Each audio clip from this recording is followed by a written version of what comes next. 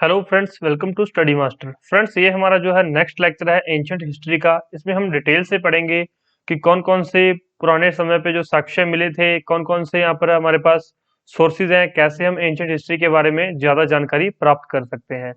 पूरी डिटेल से देखिएगा इस वीडियो को, एक एक चीज आपको क्लियरली समझाई जाएगी। बस ध्यान से चीजों को देखते रहिए और सुनते रहिए, एक एक पॉइंट आपको अच्छे से क्लियर किया जाएगा। वीडियो थोड़ा लंबा जरूर होगा लेकिन इंफॉर्मेटिव रहेगा, पूरी आपको इंफॉर्मेशन दी जाएगी। चलिए शुरू करते हैं। सबसे पहले, भारत एक विशाल प्रायद्वीप है जो तीनों ओर से समुद्र से घिरा हुआ है। तो आपने भारत का नक्शा देखा होगा, जो तीनों तरफ पानी से घिरा हुआ है इस तरह से।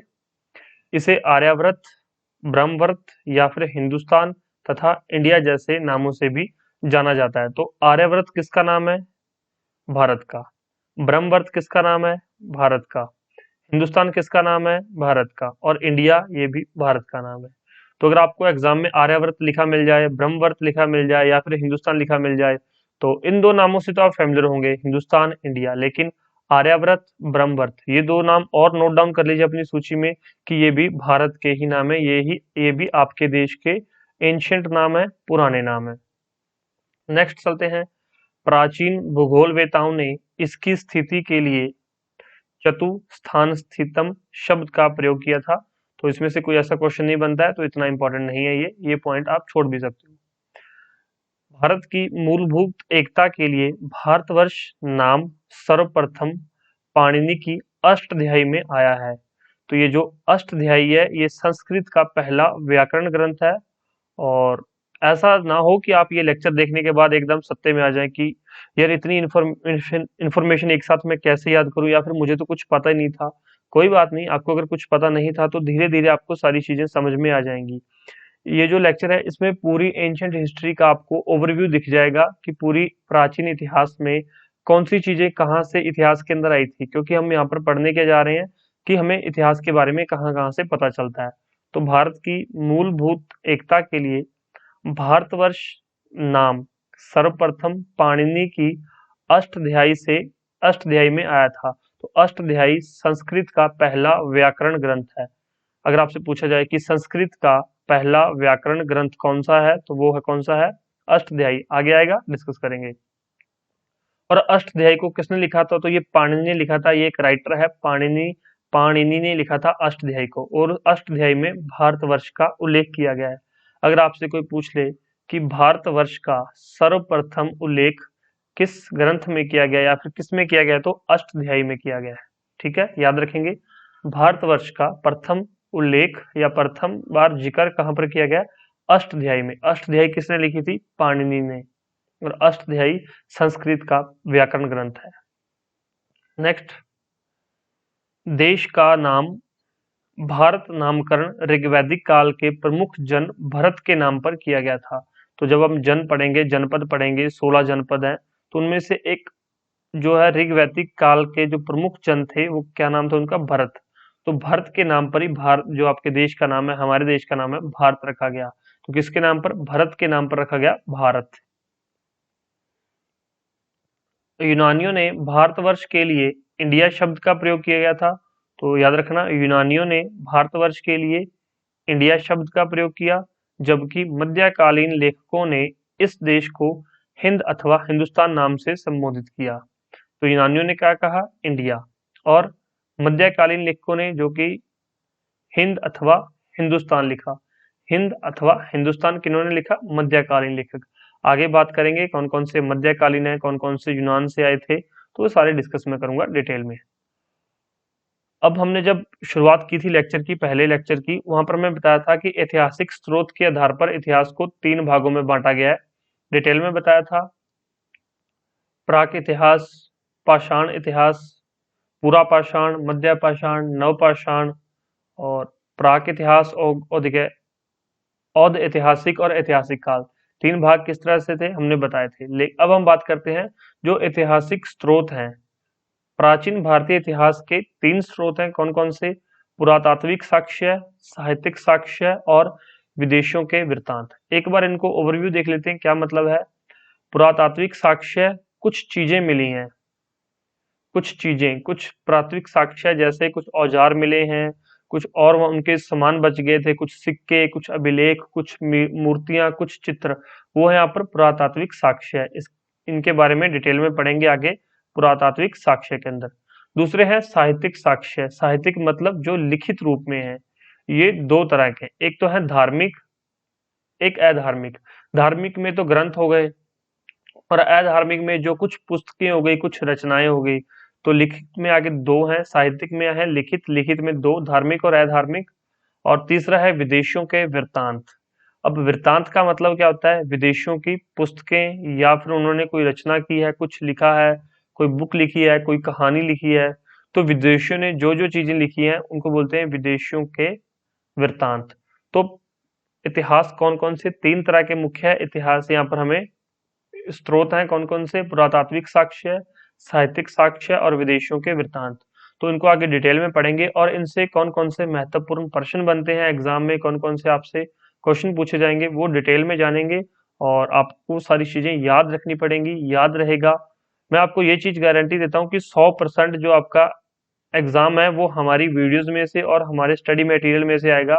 इस बात की आपको चिंता करने की जरूरत बिल्कुल नहीं है कि मैं इससे बाहर कुछ और पढूं या ना पढूं। बट आपको जो चीजें वीडियोस में करवाई जा रही हैं, जो लेक्चर्स में करवाई जा रही हैं, वो चीजें याद रहनी चाहिए।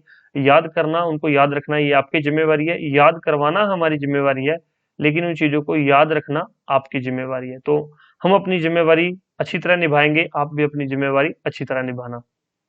चलिए शुरू करते हैं। पुरातात्विक साक्ष्य। प्राचीन भारत के अध्ययन के लिए पुरातात्विक साक्ष्यों का विशेष महत्व है। और एक और क्वेश्चन है कि हम ये इन चीजों को पढ़ते क्यों है? पुरातात्विक साक्ष्य, साहित्यिक साक्ष्य, विदेशियों के वृत्तांत, तो हमें इनकी जरूरत क्यों पड़ी? हिस्ट्री में हमें पता चलता है कि पहले कौन सा राजा आया था, फिर किस राजा आया था, पहले कौन सा शासनकाल था, गुप्ता पहले आए थे या फिर मौर्य पहले आए थे। तो ये हमें पुरातात्विक साक्ष्य से, साहित्य से या फिर विदेशियों की रचनाओं से पता चलता है। तो प्राचीन भारत के अध्ययन के लिए पुरातात्विक साक्ष्यों का विशेष महत्व है। ये कालक्रम का सही ज्ञान प्रदान करने वाले साक्ष्य हैं, मतलब इनसे हमें उनके आने का क्रम सही से पता चल जाता है। पुरातात्विक साक्ष्यों में अभिलेख, सिक्के, स्मारक या भवनें, मूर्तियां तथा चित्रकला प्रमुख हैं। तो पुरातात्विक साक्ष्यों में क्या क्या है? अभिलेख, ये पत्थर पर लिखे हो सकते हैं, ये कागजों पर लिखे हो सकते हैं।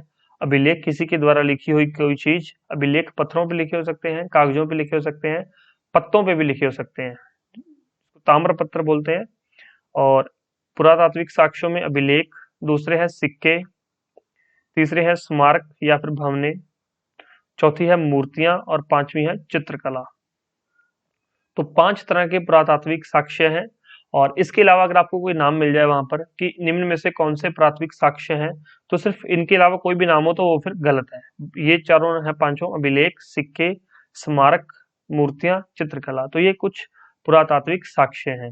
अब इनको हम डिटेल में पढ़ेंगे, अभिलेखों को, फिर हम सिक्कों को डिटेल में पढ़ेंगे, फिर भवनों के बारे में, मूर्तियों तथा चित्रकला के बारे में डिटेल में जानेंगे। सबसे पहले बात करते हैं अभिलेख की। अभिलेख या फिर शिलालेख। तो अभिलेखों के अध्ययन को क्या कहा जाता है? पुरालेख शास्त्र। क्वेश्चन पूछा जाता है, अभिलेखों के अध्ययन को क्या कहा जाता है? पुरालेख शास्त्र। और नेक्स्ट यहाँ पर देखिए, बोगज कोई अभिलेख, ध्यान रखना काफी इंपॉर्टेंट है। बोगज कोई अभिलेख जो कि एशिया माइनर पर बना हुआ है, 1400 ईस्वी पूर्व का है, जिसमें आर्यों के ईरान से पूर्व की ओर जाने का साक्ष्य मिलता है। इस अभिलेख में वैदिक देवताओं इंद्र, मित्र, वरुण तथा नात्स्य का उल्लेख मिलता है। अब आपसे क्वेश्चन पूछा जाएगा, किस अभिलेख के अंदर वैदिक देवताओं का उल्लेख मिलता है? वैदिक देवताओं का उल्लेख मिलता है बोगज कोई अभिलेख में। क्या नाम है अभिलेख का? बोगज कोई अभिलेख। मेरे साथ बोलिए, बोगज कोई अभिलेख। तो उसमें हमें वैदिक देवताओं जो कि क्या नाम है, इंद्र, मित्र, वरुण तथा नात्स्य का उल्लेख मिलता है। और इनसे हमें क्या जानकारी मिलती है कि जो आर्य आए थे वो ईरान से पूर्व की ओर आए थे, जो आर्य हैं वो ईरान से आए थे पूर्व की ओर। तो ये हमें कहां से पता चलता है कि जो आर्य हैं वो ईरान से आए थे पूर्व की तरफ? तो ये भी हमें बोगज का अभिलेख से मिलता है। ये क्वेश्चन काफी कंट्रोवर्शियल रहा है और रहता है हर बार कि आर्यों का जो आर्य आए थे वो ईरान से आए थे, आर्यों का आगमन ईरान से हुआ था। तो ये हमें कहां से पता चलता है? ये बोगज कोई अभिलेख से पता चलता है। दूसरा, वैदिक देवताओं का उल्लेख किसमें है? तो वैदिक देवताओं का उल्लेख भी बोगजकोई अभिलेख में। तो इसको आप नोट डाउन कीजिए, मोस्ट इंपॉर्टेंट कैटेगरी में रखिए आप इसको और इसको याद कीजिए। नेक्स्ट यहाँ पर जो है वो है महास्थान तथा साहगौरा। ये दो नाम याद रखने, आपने सिर्फ और सिर्फ नाम याद रखने, ज्यादा नहीं याद रखना। महास्थान और साहगौरा, महास्थान और साहगौरा के अभिलेख चंद्रगुप्त शासनकाल के अभिलेख हैं। तो बस दो ही याद रखने हैं। साहगौरा अभिलेख में सूखा पीड़ित प्रजा को राहत देने की बात कही गई है, तो इतना डिटेल में जाने की जरूरत नहीं है। पता होना चाहिए कि महास्थान तथा साहगौरा अभिलेख ये चंद्रगुप्त मौर्य के शासनकाल के समय के हैं। दो अभिलेख याद रखना।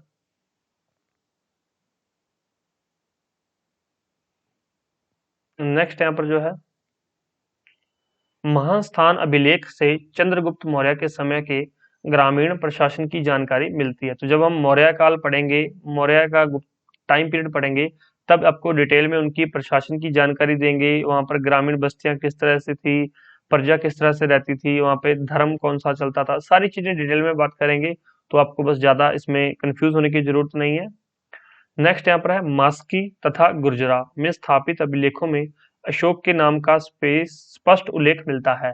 तो मास्की तथा गुर्जरा, अभी तक एग्जाम में कभी पूछा नहीं गया ये क्वेश्चन किसी भी एग्जाम में, लेकिन अगर पूछ लिया जाए तो पता होना चाहिए कि अशोक के नाम का स्पष्ट उल्लेख किस अभिलेख में मिलता है। तो मास्की तथा गुर्जरा, मास्की तथा गुर्जरा अभिलेख में अशोक के नाम का स्पष्ट उल्लेख मिलता है।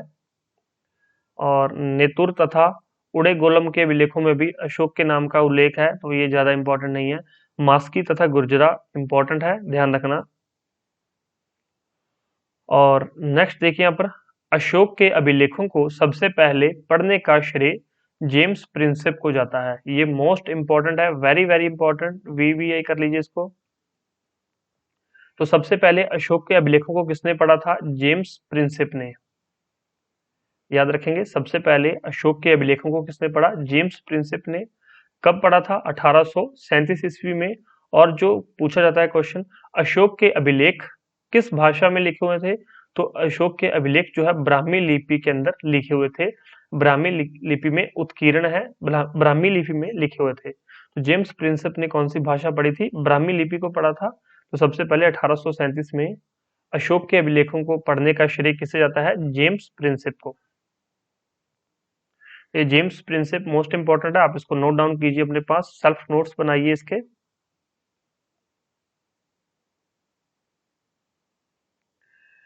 अशोक के प्रयाग अभिलेख पर ही समुद्रगुप्त की प्रशस्ति भी उत्कीर्ण है। अशोक के एक प्रयाग प्रशस्ति अभिलेख है। ये किसका अभिलेख है? प्रयाग प्रशस्ति, ये अशोक का है, याद रखना। अशोक के प्रयाग प्रशस्ति अभिलेख पर ही समुद्र की प्रशस्ति उत्कीर्ण है। अशोक ने बनवाया था प्रयाग और उस पे समुद्रगुप्त ने प्रशस्ति उत्कीर्ण करवा दिया था, तो अब इसका नाम हो गया प्रयाग प्रशस्ति। ये किसका है अभिलेख है? तो ये अशोक का अभिलेख है। और दूसरा देखिए क्वेश्चन यहाँ से क्या पूछा जाता है, समुद्रगुप्त की यह प्रशस्ति उसके राजकवि हरिसेन ने उत्कीर्ण की थी। तो जो हरिसेन कौन था? ये समुद्रगुप्त का राजकवि था। क्वेश्चन पूछा गया ये भी एग्जाम में, हरिसेन किसका राजकवि था? तो हरिसेन समुद्रगुप्त का राजकवि था। हरिसेन समुद्रगुप्त का राजकवि था। तो क्वेश्चन इस तरह से ही पूछे जाते हैं, कुछ ज्यादा डीप क्वेश्चन नहीं आते, लेकिन अगर आप इनको ध्यान से नहीं पढ़ेंगे, याद नहीं रखेंगे, तो एग्जाम में यही क्वेश्चन आपके लिए फिर डीप हो जाएंगे और यही भी आपको वहां पर कंफ्यूज करके आपके नंबर कटवा सकते हैं। नेक्स्ट देखिए यहाँ पर रुद्रदामन का जूनागढ़ अभिलेख। तो अब ये याद रखना, जूनागढ़ अभिलेख एक और नया नाम आ गया यहाँ पर, संस्कृत का पहला अभिलेख है। तो इससे पहले जितने भी अभिलेख पढ़ रहे थे वो अलग अलग भाषाओं में थे। तो अशोक के अभिलेख थे, ये ब्राह्मी लिपि के अंदर उत्कीर्ण थे। तो संस्कृत का पहला अभिलेख कौन सा था? तो जूनागढ़ अभिलेख। पूछा जाएगा क्वेश्चन, संस्कृत का पहला अभिलेख कौन सा था? जूनागढ़ अभिलेख। तो किसने उसको उत्कीर्ण करवाया था? तो उसको रुद्रदामन ने उत्कीर्ण करवाया था, उसको रुद्रदामन ने लिखवाया था। और अगर आपसे कोई पूछे सुदर्शन झील के निर्माण एवं मरम्मत का उल्लेख किस अभिलेख में मिलता है? तो वो भी जूनागढ़ अभिलेख में। सुदर्शन झील के निर्माण एवं मरम्मत का उल्लेख किस अभिलेख में मिलता है? तो वो भी जूनागढ़ अभिलेख में मिलता है, ध्यान रखना इस बात का। सुदर्शन झील के निर्माण एवं मरम्मत का उल्लेख जूनागढ़ अभिलेख में मिलता है।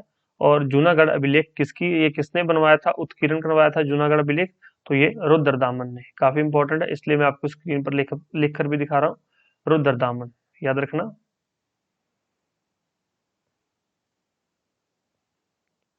नेक्स्ट देखिए, कलिंग के शासक खारवेल ने हाथी गुम्फा अभिलेख उत्कीर्ण करवाया। तो कलिंग का शासक का क्या नाम था, ये क्वेश्चन आता है। कलिंग के शासक का क्या नाम था? खारवेल। या फिर क्वेश्चन दूसरी तरह से पूछा जाता है, खारवेल कहाँ के शासक थे? तो खारवेल कलिंग के शासक थे। और हाथी गुम्फा अभिलेख को किसने उत्कीर्ण करवाया था? तो खारवेल ने। और या फिर हाथी गुम्फा अभिलेख से हमें क्या जानकारी मिलती है? तो इससे हमें जानकारी मिलती है कि ये जो खारवेल है, ये जैन धर्म का अनुयायी था, ये जैन धर्म को मानता था। या फिर हमें कैसे पता चलता है कि खारवेल जैन धर्म को मानता था? तो हाथी गुम्फा अभिलेख से। तो आपको पता होना चाहिए कि खारवेल का संबंध किससे है? हाथी गुम्फा अभिलेख से। खारवेल जैन धर्म को मानता था और कलिंग का शासक था। खारवेल कलिंग का शासक था। तो एक ही लाइन से 4 क्वेश्चन बन सकते हैं, 4 तरह से क्वेश्चन पूछा जा सकता है, आपको डिटेल में पता होना चाहिए। नेक्स्ट यहाँ पर महरौली स्तंभ चंद्रगुप्त द्वितीय से संबंधित है। इसमें चंद्र नामक शासक का उल्लेख किया गया है। तो महरौली स्तंभ, अब स्तंभ तो आप समझते हो खंबे, लेकिन जो हमारे ये खंबे नहीं, जो यहाँ पर बिजली के खंबे हैं, ये नहीं। वहां पर कुछ और तरह के कुछ डिजाइनर खंबे बनाए जाते थे। तो महरौली स्तंभ बहुत बड़े बड़े और बहुत ऊंचे ऊंचे, बहुत विशाल खंबे हुआ करते थे। तो महरौली स्तंभ का संबंध किससे है? चंद्रगुप्त द्वितीय से, याद रखना। इसमें चंद्र नामक शासक का उल्लेख है। तो ये चंद्र कौन है? ये चंद्रगुप्त द्वितीय ही है। दूसरा यहाँ पर है, स्कंदगुप्त के भीतरी अभिलेख में हूणों के आक्रमण की चर्चा है। ये क्वेश्चन पूछा गया था बिहार पब्लिक सर्विस कमीशन में, बीपीएससी में। हूणों के आक्रमण की चर्चा किस अभिलेख में है? तो भीतरी अभिलेख में है। हूणों के आक्रमण की चर्चा किस अभिलेख में है? भीतरी अभिलेख। और भीतरी अभिलेख को किसने उत्कीर्ण करवाया था? स्कंदगुप्त ने। अब किसी के माइंड में ये क्वेश्चन भी आ सकता है कि सर आप हमें क्यों बता रहे हो कि बीपीएससी में क्वेश्चन आया था? तो स्टूडेंट्स, अगर बीपीएससी में ये क्वेश्चन आ सकता है तो मतलब ये इंपॉर्टेंट क्वेश्चन है। ये राजस्थान में भी आ सकता है, ये हरियाणा सिविल सर्विसेज में भी पूछा जा सकता है, ये यूपीएससी भी ये क्वेश्चन पूछ सकती है, या फिर जितने भी एग्जाम कंडक्टिंग बॉडीज है, ये क्वेश्चन इंपॉर्टेंट है तो सभी के लिए इंपॉर्टेंट है। अगर वहां पर आया तो यहाँ पर भी आ सकता है। क्वेश्चन तो कुछ एक वो आपको पता है, गिने चुने क्वेश्चन जो रिपीट होते रहते हैं। तो ध्यान रखिए, इसलिए मैं आपको बीच बीच में अवगत करवा देता हूँ कि ये क्वेश्चन वहां पर पूछा गया या वहां पर आया हुआ है। हुनों के आक्रमण की चर्चा भीतरी अभिलेख में मिलती है, जो कि स्कंदगुप्त ने उत्कीर्ण करवाया था। नेक्स्ट है एरन अभिलेख। इसको किसने उत्कीर्ण करवाया था? भानुगुप्त ने। और ये कहां से प्राप्त हुआ एरन अभिलेख? तो एरन अभिलेख जो है मध्य प्रदेश से प्राप्त हुआ था। एरन अभिलेख मध्य प्रदेश। उसमें जो है सती प्रथा के बारे में साक्ष्य मिला था। सती प्रथा का प्रथम साक्ष्य एरन अभिलेख से प्राप्त हुआ। कहां से? मध्य प्रदेश से। इस अभिलेख को 510 ईस्वी में स्पष्ट उल्लेख है। तो यहाँ पर जो है देखिए, टाइम पीरियड का बड़ी आसानी से लिखा हुआ यहाँ पर। तो मैंने आपको पहले ही बताया था कि वो जो हिस्ट्री के बारे में अभिलेखों से टाइम पीरियड का पता चलता है। तो सती प्रथा का पहला जिक्र एरन अभिलेख में। एरन कहाँ पर है? मध्य प्रदेश में। एरन अभिलेख की उत्कीर्ण किसने करवाया था? तो ये भानुगुप्त ने। और किस समय? 510 ईस्वी में। नेक्स्ट चलिए यहाँ पर नासिक अभिलेख। नासिक अभिलेख में सातवाहन शासक गौतमीपुत्र सातकर्णी को ब्राह्मणों का संरक्षक मानते हुए एक ब्राह्मण या फिर अद्वितीय ब्राह्मण कहा गया है। तो नासिक अभिलेख किससे संबंधित है? तो ये सातवाहन शासकों से संबंधित है। सातवाहन शासक गौतमीपुत्र। सातवाहन, याद रखना, सातवाहन शासक गौतमीपुत्र से संबंधित है। गौतमीपुत्र सातकर्णी। तो ये क्वेश्चन कभी पूछा तो नहीं गया, लेकिन पूछा जा सकता है। इसको याद रखना। और याद करने का तरीका क्या है? कोई ट्रिक्स काम नहीं आती, कोई ट्रिक्स का फायदा भी नहीं है। कुछ स्टूडेंट्स कहते हैं कि सर हमें ट्रिक बताओ, लेकिन खुद सोचो यार, अगर ट्रिक बताऊंगा तो ट्रिक को पहले पहले तो ट्रिक को याद करो, फिर उस ट्रिक से चीजों को याद करो। तो सीधा इनको 2 या 3 बार पढ़ोगे तो ये चीजें याद हो जाएंगी। लेकिन कुछ टाइम बाद इनको रिवीजन भी करते रहना है। एक बार पढ़ो, 2 या 4 दिन बाद उसको फिर से पढ़ो, 2-4 दिन बाद उसको फिर से पढ़ो, तभी आपको चीजें याद रहेंगी, आपकी मेमोरी का पार्ट बन जाएंगी। तो नासिक अभिलेख का जो संबंध है सातवाहन शासक गौतमीपुत्र सातकर्णी से है। नेक्स्ट अभिलेख है पुलाकेशिन द्वितीय के ऐहोल अभिलेख। तो ऊपर था एरन अभिलेख, ये है ऐहोल। ऐहोल और एरन में कंफ्यूज नहीं होना है, स्टूडेंट्स यहीं पर गलती करके आते हैं और क्वेश्चन में भी यहीं पर गलती करवाते हैं आपसे एग्जामिनर।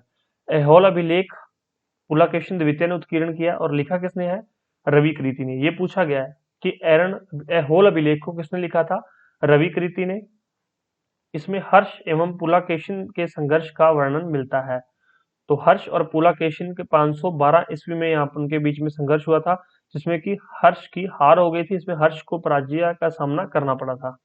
तो हर्ष और पुलाकेशिन जो है पुलाकेशिन द्वितीय, ये दोनों समकालीन थे। क्वेश्चन पूछा जाता है हर्ष निम्नलिखित में से हर्ष का समकालीन कौन था?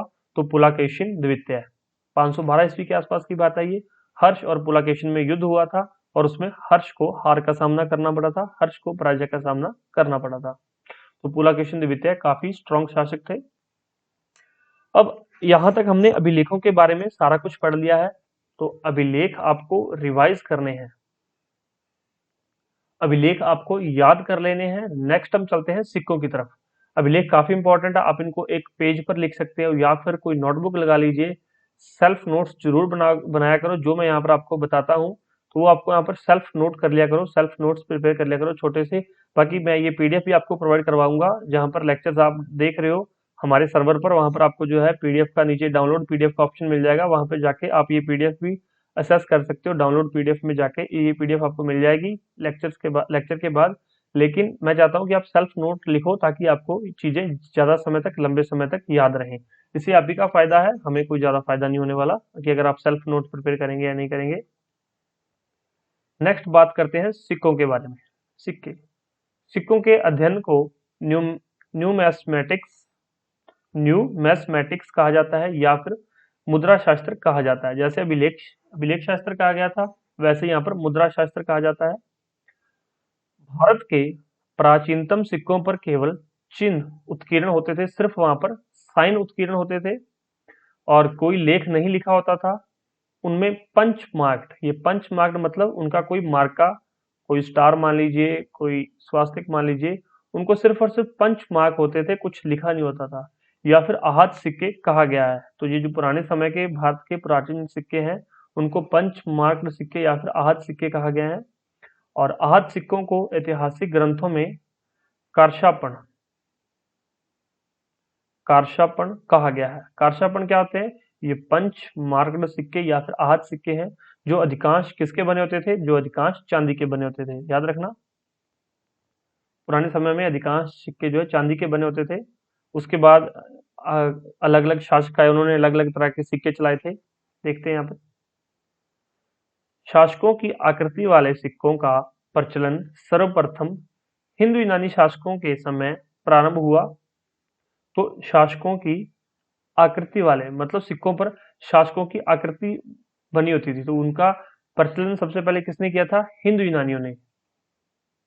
तो हिंदू यूनानियों के समय प्रारंभ हुआ। शक, पहलव तथा कुषाण शासकों ने ऐसे ही सिक्के चलाए।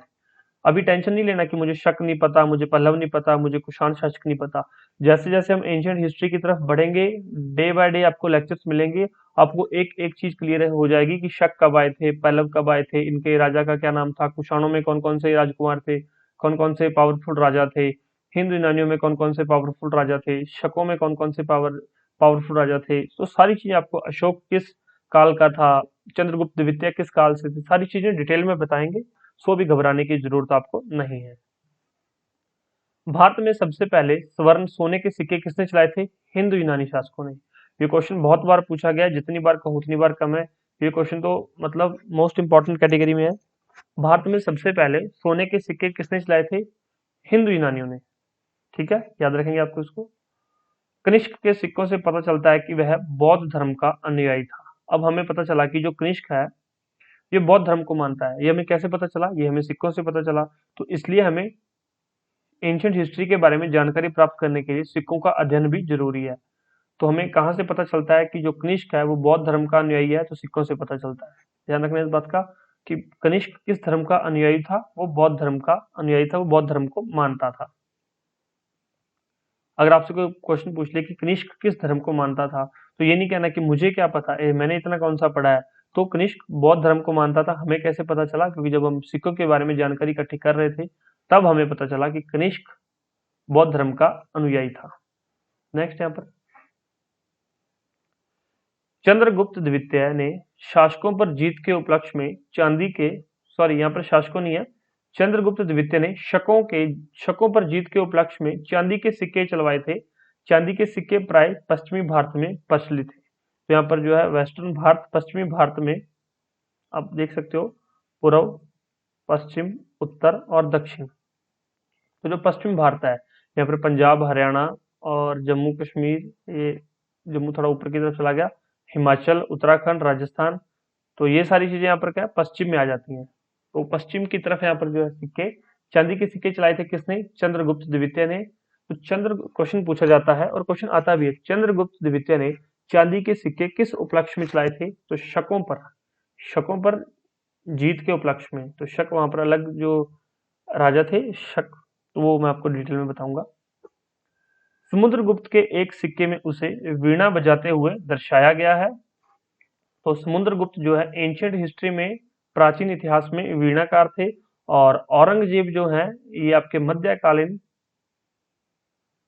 इतिहास में औरंगजेब को वीणा बजाते हुए देखा जाएगा, तो वो हम आगे पढ़ेंगे, लेकिन मैंने थोड़ा सा बता दिया यहाँ पर वीणा आया है। तो समुद्रगुप्त और औरंगजेब दोनों ही वीणा वादक थे।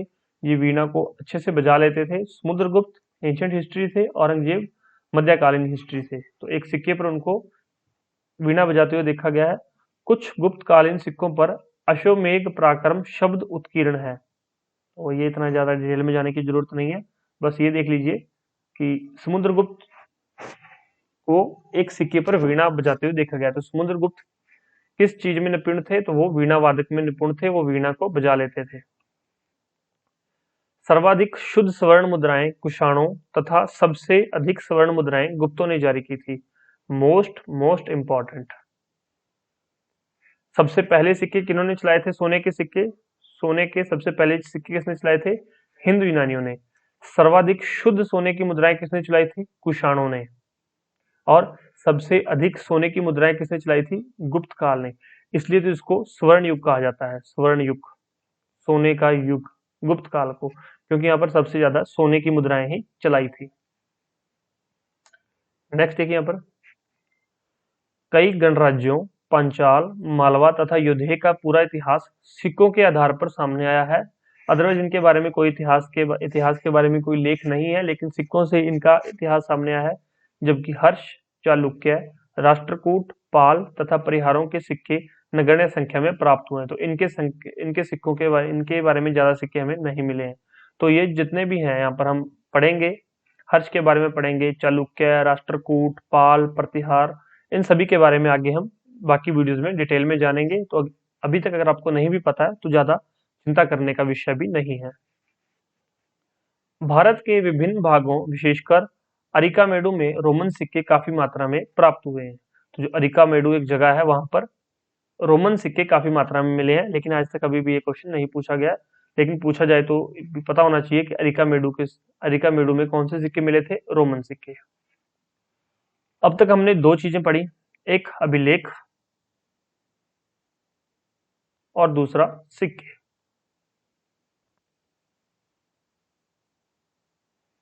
तो काफी हैवी हो गया होगा आपके लिए लेक्चर, क्योंकि काफी चीजें थी इसमें, सारी चीजें याद करने योग्य थी, तो आपको याद करनी पड़ेंगी। अब हम कुछ स्मारक या फिर भवनों के बारे में पढ़ लेते हैं आज, तो ताकि आपका लेक्चर ज्यादा लंबा ना हो, क्योंकि लंबा लेक्चर हो जाएगा तो फिर आपको थोड़ी सी परेशानी का सामना करना पड़ सकता है। चलिए नेक्स्ट है स्मारक या फिर भवनें। स्तूप की पहली चर्चा ऋग्वेद में मिलती है। बौद्ध विहार तथा स्तूपों का निर्माण 4वीं-5वीं शताब्दी ईस्वी पूर्व के बाद ही हुआ था। तो मैंने ये बता दिया था आपको, ईसा पूर्व और ईस्वी के बारे में, बीसी और एडी के बारे में मैंने बता दिया था आपको डिटेल में पहले लेक्चर में। स्तूप की पहली चर्चा ऋग्वेद में मिलती है। क्वेश्चन आया हुआ है, स्तूप की सबसे पहली चर्चा कहाँ मिलती है? ऋग्वेद में। बौद्ध विहार तथा स्तूपों का निर्माण 4वीं-5वीं शताब्दी में शुरू हो गया था। नेक्स्ट, पटना के कुम्हरार से चंद्रगुप्त मौर्य के राजप्रासाद के अवशेष प्राप्त हुए हैं।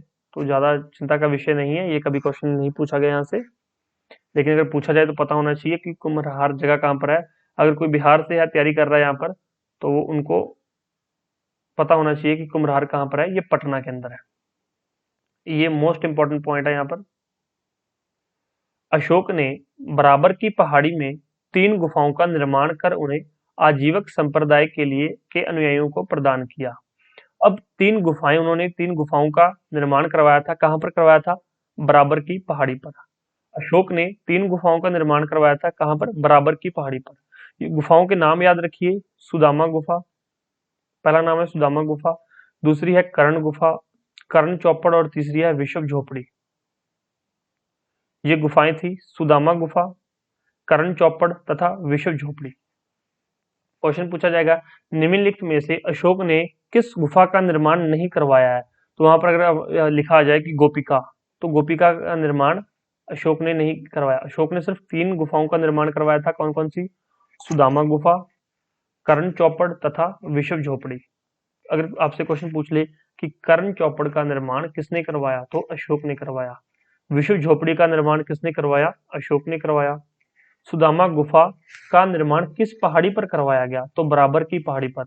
तो इस एक लाइन से 5 से 8 क्वेश्चन फॉर्म हो सकते हैं, किसी भी वे में पूछा जा सकता है। तो आपको सभी के लिए तैयार रहना है। ध्यान रखिए, आपको सभी के लिए तैयार रहना है। ठीक है, नेक्स्ट यहाँ पर चलते हैं। अशोक के उत्तराधिकारी दशरथ ने भी लोमश तथा गोपिका नामक गुफाओं का निर्माण करवाया। तो ये लोमश ऋषि एक है और ये गोपिका। वहां पर कंफ्यूज करने के लिए बता देंगे, लेकिन लोमश ऋषि और गोपिका का जो निर्माण है वो दशरथ ने करवाया था। ऊपर वाली तीनों का निर्माण जो है अशोक ने करवाया था। तो आपको मोस्ट इंपॉर्टेंट अशोक याद रखना है। और कराकर आजीविक साधुओं को दान में दिया था। तो ये इन्होंने काफी दान पुण्य का काम किया था, अशोक और उसके बाद आने वाले शासकों ने। लेकिन इनमें से कौन कौन से क्वेश्चन फॉर्म होते हैं हमारे लिए वो जरूरी है, और उनको याद रखना हमारे लिए काफी जरूरी है। नेक्स्ट यहाँ पर चलते हैं। मंदिर निर्माण की नागर, वेसर तथा द्रविड़ शैलियों प्रचलित थी। मंदिरों का निर्माण गुप्त काल से प्रारंभ हो चुका था। क्वेश्चन पूछा जाएगा, मंदिरों का सर्वप्रथम निर्माण किस काल में शुरू हुआ? गुप्त काल में, जिसको कि स्वर्ण काल भी कहा जाता है, क्योंकि इस समय पे सर्वाधिक सोने की मुद्राएं या फिर सिक्के चलाए गए थे। तो ये 3 तरह के हैं, नागर, वेसर तथा द्राविड़। ये क्या है? तो ये मंदिर बनाने की शैलियां हैं। आगे हम डिस्कस करेंगे डिटेल में, नागर शैली किस तरह से, इसमें किस किस तरह से शेप बनती है, वेसर में किस तरह से, और द्रविड़ में किस तरह से बनती है। द्रविड़ आपको साउथ में बनते हैं मंदिर, वेसर और नागर कहाँ पे बनते हैं, तो सारी चीजें डिटेल में आगे हम डिस्कस करेंगे। नेक्स्ट यहाँ पर है, कंबोडिया के अंकोरवाट मंदिर तथा जावा के बोरबुदुर मंदिर से भारतीय संस्कृति के दक्षिण एशिया में प्रसार का पता चलता है। यहाँ पर साउथ एशिया में प्रसार का पता ये अंकोरवाट मंदिर से चलता है, और जावा से बोरोबुदुर मंदिर से पता चलता है। बोरोबुदुर मंदिर का निर्माण 9वीं शताब्दी में हुआ था। तो यूपीएससी में क्वेश्चन पूछा गया है, बोरोबुदुर मंदिर कहाँ पर है? तो ये जावा के अंदर है। जावा कहाँ पर है पता होना चाहिए आपको। फिर इसको जाके सर्च कीजिए आप, जावा किस देश में है, तो आपको बिल्कुल अच्छे से पता चल जाएगा। ठीक है, ये हमारे पड़ोसी मुल्क में है, आपको पता चल जाएगा, समुद्र के अंदर है। थोड़ा हिंट दे देता हूँ, लेकिन खुद मैं इसलिए कहता हूँ कि खुद जाके सर्च कीजिए, थोड़ा सा देखिए, ताकि आपको रहे कि हाँ मुझे कुछ होमवर्क मिला है, मुझे थोड़ा काम भी करना है। ये नहीं कि लेक्चर देखा और सो गए, लेक्चर देखा और काम करने लगे। तो लेक्चर के बाद उसको थोड़ा चिंतन कीजिए। चिंतन मतलब उसको थोड़ा ध्यान लगाइए कि इस लेक्चर में मैंने क्या क्या सुना, क्या क्या मैंने पढ़ा, क्या क्या मैंने सीखा, क्या क्या मुझे याद रखना है इस लेक्चर से, तभी आपके लिए फायदा होगा। यहाँ पर सिर्फ लेक्चर सुनने से नहीं, लेक्चर को पढ़ो, सुनो, समझो, उसके बारे में थोड़ा सोचो, जाके सर्च करो चीजों को। तो बोरोबुदुर मंदिर कहाँ पर है? जावा के अंदर है। और अंकोर वाट मंदिर कहाँ है? कंबोडिया के अंदर है। मूर्तियां और चित्रकला। कृष्ण काल में बौद्ध धर्म से संबंधित मूर्तियों का निर्माण होने लगा, जिन पर विदेशी प्रभाव देखा जा सकता था। तो यहाँ पर कृष्ण काल नहीं, कुषाण काल में बौद्ध धर्म से संबंधित मूर्तियों का निर्माण होने लगा था। ये क्वेश्चन पूछा गया है, बौद्ध धर्म से संबंधित मूर्तियों का सर्वप्रथम निर्माण कब शुरू हुआ? तो कुषाण काल के अंदर। कब शुरू हुआ? कुषाण काल में। आगे आपको बताएंगे लेक्चर में इसका टाइम पीरियड क्या था, कुषाण काल से संबंधित कौन कौन से उनके पावरफुल राजा थे। बुद्ध की प्राचीनतम मूर्तियां गांधार कला में बनाई गई। बरहूत, बोधगया, सांची तथा अमरावती से प्राचीन बौद्ध प्रतिमाएं प्राप्त हुई हैं। तो ये तो हो चुकी हैं, बरहूत, बोधगया, सांची, अमरावती। लेकिन अभी कई बार क्या होता है, न्यूज़पेपर के अंदर या फिर न्यूज़ में कुछ और जगह से भी कुछ और पुरानी मूर्तियां मिल जाती हैं, कहीं से साक्ष्य मिल जाते हैं, तो ये थोड़े न्यूज़ में रहते हैं, तो एंशियंट हिस्ट्री से रिलेटेड होते हैं। पढ़ा करो उनको, देख लिया करो न्यूज़पेपर, या फिर जो हमारा करंट अफेयर के लेक्चर होते हैं उनमें आपको डिटेल में बता दिया जाता है। अगर कोई ऐसी मूर्ति मिली है, कोई फोटो मिली है, कोई और साक्ष्य मिला है, कोई पुराना सिक्का मिला है, तो वो आपको डिटेल में बता देते हैं। तो बौद्ध की मूर्तियां जो है, पुरानी मूर्तियां गंधार कला में बनाई जाती थी, याद रखें। और ये कहाँ कहाँ से मिल चुकी हैं, बरहूत, बोध गया, सांची और अमरावती से प्राचीन बौद्ध प्रतिमाएं प्राप्त हो चुकी हैं। नेक्स्ट देखिए, कुषाण काल में मूर्ति निर्माण की गंधार तथा मथुरा निर्माण कला प्रचलित थी। गंधार कला पर यूनानी प्रभाव अधिक व्यापक था। अब इसमें से एक, अब यहाँ पर आ गया आपके लिए मेंस का पॉइंट। मेंस में क्वेश्चन पूछा गया है, गांधार कला तथा मथुरा कला में क्या डिफरेंस है, क्या अंतर है। गांधार मूर्ति कला और मथुरा मूर्ति कला में क्या डिफरेंस है, क्या अंतर है। तो यहाँ पर देखिए, पहला अंतर ये देखिए, गांधार कला पर यूनानी प्रभाव अधिक व्यापक था। तो मैं आपको थोड़ा सा बता देता हूँ एक बार, फिर मेंस के लेक्चर में आपको डिटेल दी जाएगी। जो मेंस के लेक्चर आपके लिए दिए जाएंगे, वैसे तो ये जो मैं लेक्चर दे रहा हूँ ये आपको प्री प्लस मेंस में दोनों में काम आएंगे, लेकिन मेंस के लिए कुछ आपको प्रॉपरली सिर्फ और सिर्फ मेंस के लेक्चर मिलेंगे, जो आपको डिटेल्स में आंसर राइटिंग के लिए आपको हेल्प करेंगे कि आपको एक अच्छा उत्तर कैसे लिख पाओगे। तो जो गांधार कला है वहां पर यूनानी प्रभाव अधिक था, मतलब फॉरेनर का प्रभाव अधिक था। यहाँ पर उन्होंने पूछा गया था क्वेश्चन में कि बुद्ध की मूर्तियों में गांधार कला तथा मथुरा कला में क्या डिफरेंस है। तो जो गांधार कला थी उसमें बुद्ध को एक हष्ट पुष्ट, मतलब पूरा हट्टा कट्टा तगड़ा और दाढ़ी मूछों वाला दिखाया गया था। दूसरी तरफ यहाँ पर जो है मथुरा कला के अंदर किया गया था, उसको सिर्फ और सिर्फ एक साधु के रूप में, एक साधु के वेश में दिखाया गया, जिसका फेस भी वैसा ही लंबा सा साधु के वेश में बनाया गया था। और उसकी बहुत सारी मूर्तियां जो है, जो वहां पर चौकड़ी मार के बैठा होता है, वो उस बैठे हुए रूप में बनाई गई थी। तो ये गंधार कला और मथुरा कला में कुछ एक बेसिक डिफरेंस है, और भी बहुत सारे डिफरेंस है जो हम मेंस के लेक्चर में अच्छे से डिस्कस करेंगे। लेकिन मैंने आपको यहाँ पर बताना इसलिए जरूरी समझा कि आपको पता होना चाहिए कि अच्छा इस लाइन से ऐसे क्वेश्चन बन जाते हैं। कई बार आपके माइंड में अगर पहली बार तैयारी कर रहे हैं, या फिर आपने कभी प्रिपरेशन नहीं की, या फिर एग्जाम्स नहीं दिए, मेंस कभी नहीं दिया, तो नहीं पता होता किस तरह के क्वेश्चन होते हैं। तो बस इसी तरह से लाइन से क्वेश्चन बन जाते हैं, फॉर्म हो जाते हैं। जब आपको स्टडी मटेरियल प्रोवाइड करवा रखा है, वहां पर जो आपको डायरेक्ट क्वेश्चन मिलेंगे, तो आप उस स्टडी मटेरियल की हेल्प से वहां पर आंसर लिख पाएंगे। नेक्स्ट देखिए, यहाँ पर अजंता की गुफाओं के चित्र प्रथम शताब्दी ईस्वी पूर्व से लेकर 7वीं शताब्दी तक के पाए जाते हैं। क्वेश्चन आया हुआ है, अजंता की गुफाओं में जो चित्र हैं वो किस शताब्दी से हैं। तो एक प्रथम शताब्दी से लेकर 7वीं शताब्दी तक अजंता की गुफाओं में चित्र है। उसमें गुप्तकालीन चित्र सबसे अच्छे हैं, अत्युत्कृष्ट जो गुप्तकालीन चित्र हैं वो बहुत अच्छे हैं, सबसे उत्तम वही चित्र हैं। बाघ की गुफाओं के चित्र गुप्तकालीन है, तो ये भी गुप्तकालीन है, ध्यान रखना। अजंता की गुफाओं में जो चित्र बने हैं वो पहली शताब्दी से लेकर 7वीं शताब्दी तक के चित्र वहां पर कहाँ से मिलते हैं, अजंता की गुफाओं में। अब अजंता की गुफाएं कहाँ पर है, महाराष्ट्र में है, नासिक में है, मुंबई में है, मध्य प्रदेश में है। जाकर पता कीजिए अजंता की गुफाएं कहाँ पर है। जब ज्योग्राफी का लेक्चर होगा आपको डिटेल से मैं बताऊंगा कि अजंता की गुफाएं क्या कहाँ पर है, वहां पर कौन कौन सी मूर्तियां हैं, किस किस धर्म से रिलेटेड है, तो सारी चीजें आपको डिटेल में वहां पर मैं बताऊंगा। आज को आपके दो ही काम है यहाँ पर, अजंता की गुफाएं और जावा। दो चीजें आपको खुद देखना है, उसको देख के आप नीचे कमेंट कर सकते हैं, और आपके लिए डिस्कस का ऑप्शन ओपन होगा, लीव ए कमेंट का ऑप्शन होगा, वहां पर आप लोग अपना आंसर दे सकते हैं। कमेंट बॉक्स में जाके अपना आंसर जरूर दीजिए, या फिर आंसर कमेंट बॉक्स में नहीं भी देना मान लो, तो आप खुद नोटबुक पे आंसर लिख लीजिए कि आज का मुझे जो काम मिला है वो मैं यहाँ पर पूरा कर रहा हूँ।